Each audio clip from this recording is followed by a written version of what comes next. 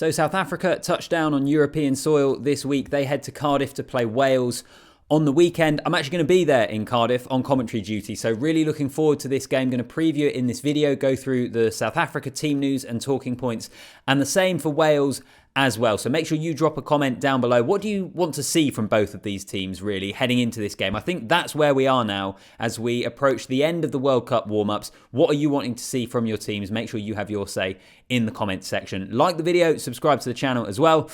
Let's get into it. So I'm actually going to start with the Springboks. Normally I would start with the Welsh as they're the home side, but South Africa named their team yesterday, recording this on Wednesday. So I'm going to speak about the Springboks first. A couple of interesting things to get into. Siya Kolisi, Hendrikse and Nche, who is on the bench, are the three players that we haven't seen yet this season. So a couple of guys coming back in. Obviously the Kolisi is the headline of those. I'll come back to those three in just a moment, because once again from South Africa we're seeing this rotation which they have done throughout the year. They have this plan to peak at the World Cup which they have formulated, they believe is going to work for them, and I think is quite intriguing because actually I'll chuck this up on screen. This was just something I made in terms of who has played for or who started for the Springboks in tests this season. And from that, you're able to see the level of rotation that they have had, particularly through kind of the back five of the forwards.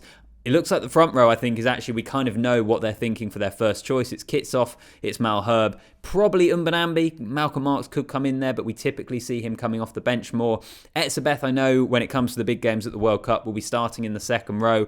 But outside of that, what they're thinking at the moment is, I'm not too sure. I think South Africa are doing a pretty good job of keeping their cards close to their chest. Do they go with the kind of tried and trusted, the old guard from 2019, kind of Pieter-Steph du Toit, Dwayne Vermeulen, you know, those guys that came in against New Zealand, but Jasper Wiese's been playing at 8 quite a lot. Du Toit has been in and out. He started some games, not all of them. So I am quite intrigued to see, number one, who partners Eben Etzebeth in the second row when it comes to the World Cup, and also what the makeup of that back row looks like, particularly now that Siya Kolisi is back in it as well. I mean, it's incredible, really, that he has come back from an ACL injury. When we heard that news, I really didn't expect him to be playing at the World Cup or featuring, but he's back. So good on him, good on the Springbok medical staff. And let's see what he looks like. Let's see if they can get him up to speed so that he can be an ever-present in that team at the World Cup. Similar story as well, certainly for 9, they've really rotated the 9s. To me, it looks like Marnie Libbok is going to be the 10 moving forward at the moment. I know Willemse is on the squad as well, but I kind of feel like Leroux's going to be the fullback. Willemse's maybe going to be a pretty good bench option who can cover both positions. But 9, as I say, they've heavily rotated. In the centres as well, I get the impression Dialende is the first choice. Quite a few Springbok fans maybe wanting to see Esterhuizen given a little bit more of a go. Those guys vying for 12. And then what's going to happen with 13? Obviously, Lekanyuam injured.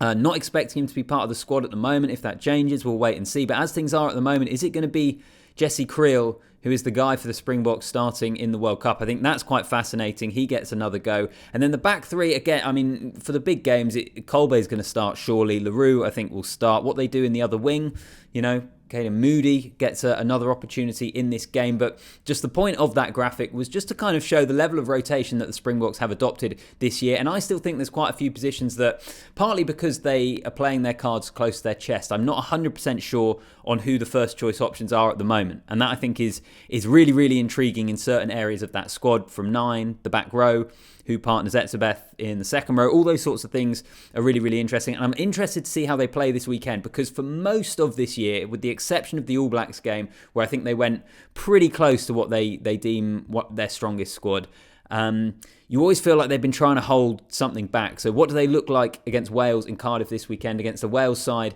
who, well, I'll get onto their team news in a minute, but haven't been that great so far. They're kind of building back again under Warren Gatland. There's a youthful feel to their team. I don't think it'll be as easy a game as it would look to many on paper when you see the squads, but I do think the Springboks will most likely be the team to come out on top. So Siya Kolisi, as I mentioned, he's coming back in. Brilliant to see him back. The leadership he brings back into that team, obviously absolutely pivotal, a guy they can trust. bolsters those back row options as well, which are already pretty good for the Springboks. So genuinely really pleased to see him back. Hendrikse as well is fascinating because obviously the Springboks have taken these 9 scrum halves in their World Cup squad, which has garnered a lot of attention, a lot of discussion and what people make of that. So he's the latest of those to come in and get an opportunity to shine. And then Jay as well, off the bench. As I say, I think the 2 props in Kitshoff and Malherbe are their first choice, but then who are they going to use off the bench in the kind of traditional bomb squad fashion?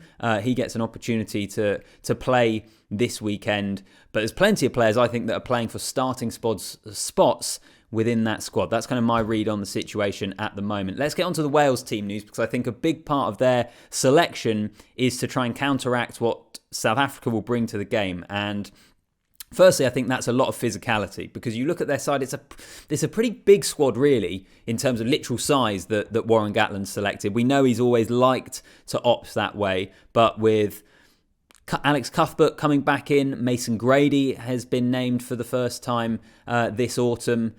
You know, there's a number of guys in there that I think they are looking for a bit of size in that back line. I think they've clearly pinpointed that as an area that they need to focus on, as teams often do, really. South Africa are one of those sides that, I suppose it's a sign of respect, really, but you do often see sides change kind of how they approach things to try and counteract the Springboks. Gregor Townsend, the Scotland coach, I think even recently, or it was before the game last weekend, where Scotland went for 6 forwards on the bench, and he spoke about in his press conference that it's something you often see South Africa do. Obviously, Scotland facing South Africa in that World Cup pool. I think they are already preparing to face the Springboks, and as a neutral, man, I can't wait for that pool. It's going to be awesome. The other really interesting thing for the Wales selection is they are naming their World Cup squad on Monday. So this is the last chance for players to impress, to put themselves forward for selection. And it kind of gives us a bit of an indication of what Warren Gatland is thinking in one particular area, I think, and that is captain. Jack Morgan captains the team as well. He captained them in Cardiff a couple of weeks ago in that victory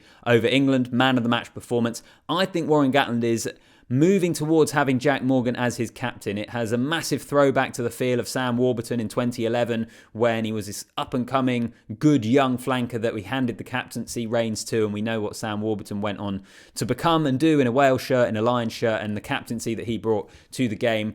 Jack Morgan, I think it's a little insight into what Warren Gatland's thinking there, that he'll be the captain for Wales. Outside of that, I'll quickly run through the rest of the team. Domachowski, D and Azarati, the front row, 2 pretty inexperienced props there that get another go. They started together against England in Cardiff a few weeks ago. Hooker continues to be an issue for Wales. They've got so many injuries there. So I think wrap Elliot D up in cotton wool and hope he puts in a performance at the same time, because they are looking quite light in that department. Then Ben Carter gets an opportunity in the second row alongside Will Rowlands. Rowlands is going to go to the World Cup. I think we all know that. And then it's Lydiate, Morgan and Wainwright in the back row. It's a pretty good looking back row actually for Wales. I'm a huge fan of Jack Morgan. I think he's excellent. And then Aaron Wainwright, with the return of Warren Gatland, is seeing the return of his international form. Quite a dynamic number 8 who's playing pretty well. And then Dan Lydiate, who you feel like Dan Lydiate should have more than 70 caps, but he's had a huge amount of injuries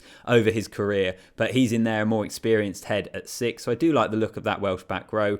Kieran Hardy given the chance at scrum half. Dan Biggar comes in at fly half as well. And then it's Johnny Williams and Mason Grady, pretty big centre pairing. Cuthbert on the right wing, Rio Dyer on the left adds a little bit of pace, and Liam Williams continues at fullback for the Welsh.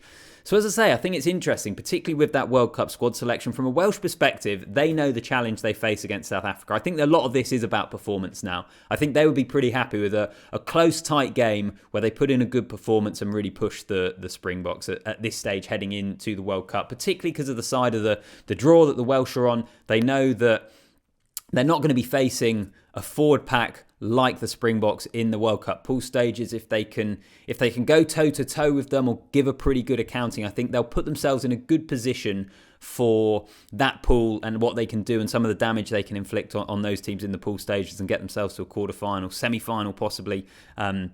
Yeah, I think that's probably where Wales are at the moment. And Warren Gatland was really annoyed at the way in which they let that lead slip against 12 men at Twickenham against England last weekend. I think he was really irritated by that, whatever it was. What was it, final 15 minutes or so where England came back into it and got the victory. So they're going to want a performance, 80 minutes. Let's see how it goes. I do think overall this is probably a game that holds interest more for the selections around both teams rather than the individual results, but let's hope they give us a great performance in Cardiff and a great game in Cardiff. As I said at the start of the video, I'm going to be there on commentary. It's actually going to be on TalkSport 2 for those of you that want to listen in that aren't able to watch the game, or just sync your radio up to the television screen. But I'm looking forward to it, really, really looking forward to the game. Cardiff match day is always good fun. One of the best cities in the world for match day, with the stadium literally slap bang in the middle of the city centre. So give me your predictions down below. Let me know what you make of the team news and certain selections ahead of the Rugby World Cup. Like the video, subscribe to the channel, and I'll see you in the next one.